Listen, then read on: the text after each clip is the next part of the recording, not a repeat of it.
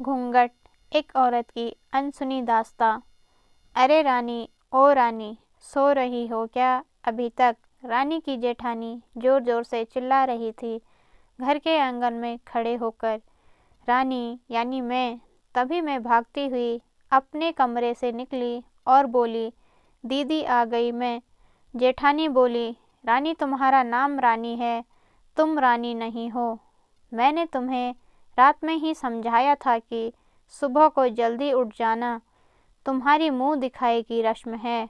मैंने बोला, दीदी रात को नींद ही नहीं आई, जगह नहीं है और मन में थोड़ा डर था कि सुबह आँख नहीं खुली तो। रजनी दीदी हंसती हुई बोली, रानी मेरी प्यारी देवरानी, जल्दी से घूंघट कर लो, अगर माँ जी आ गई तो हंगामा हो जाएगा। मैंने घूंघट किया ही था तभी माँ जी वहाँ आ गई और कड़कड़ाती आवाज़ में बोली, चलो अब क्या यही गपशप मारती रहोगी तुम दोनों? हमने चलना शुरू ही किया था।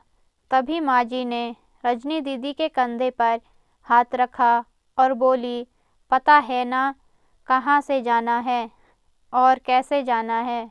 माँ जी ने बोला कि जब भी कोई बड़ा तुम्हारे सामने खड़ा हो तो हमेशा घूंघट में रहना और कम से कम अपने बड़ों के सामने आना और बिना घूंघट के तो कभी नहीं। रजनी दीदी कुछ बोली ही नहीं, बस अपना सर हिलाकर हाँ बोल दिया। मैंने भी बस अपना सर हाँ में हिला दिया। माँ जी के जाने के बाद मैंने पूछा, रजनी दीदी आप तो स्कॉलर हो और इन सब चीज़ों को कैसे निभाते हो? रजनी दीदी मुस्कुराई और बोली कि मैं थारे जेठ जी से बहुत प्यार करती हूँ, इसलिए अभी तक चुपचाप सब चीज़ें निभा रही हूँ। मैं कुछ नहीं बोली और चुपचाप रजनी दीदी के साथ घर के बाहर वाले कमरे में जाकर बैठ गई। वहाँ पर एक पड़ोस की आंटी जी बैठी थी। वो बोली कि यह कैसी बहू आई है? ससुर जी सामने खड़े हैं और ये यहाँ बैठी है, मुझे कुछ समझ ही नहीं आया। मतलब रजनी दीदी बोली कि आंटी जी अभी नई बहू है, यहाँ के रीति रिवाज सीखने में थोड़ा समय लगेगा। रजनी दीदी मुझे वहाँ से उठाकर मेरे कमरे में छोड़ गई। 6 महीने यूं ही छोटी छोटी चीज़ों में बीत गए। फिर एक दिन मैं राहुल के साथ साड़ी लेने गई। राहुल का फ़ोन आया और वो दुकान से बाहर बात करने चला गया। साड़ी की दुकान पर मैं बेधड़क होकर साड़ियाँ देख रही थी। तभी साथ में बैठे हुए अंकल जी खांसे। एक बार, फिर 2 बार, फिर 3 बार।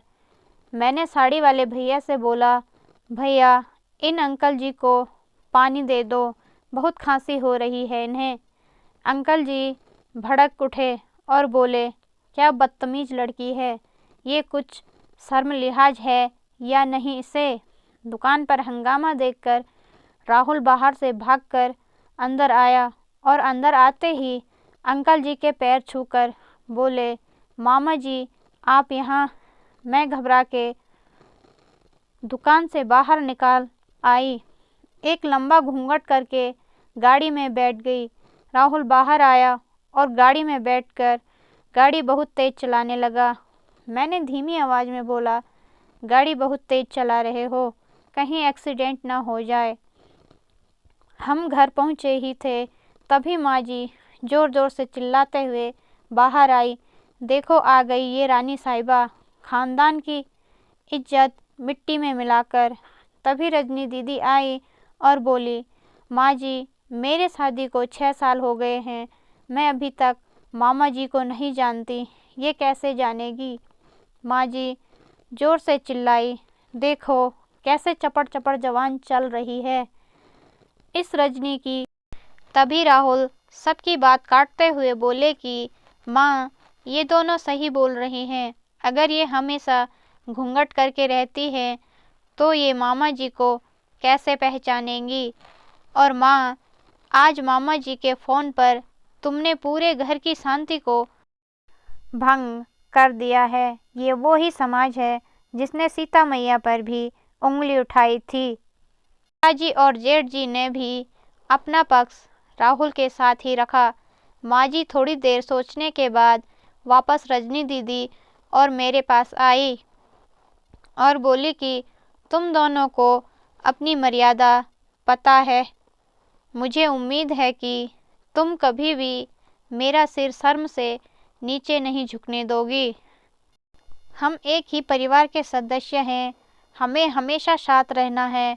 अच्छा वक्त हो या बुरा वक्त हो, हर सदस्य को अपनी मर्यादा पता है।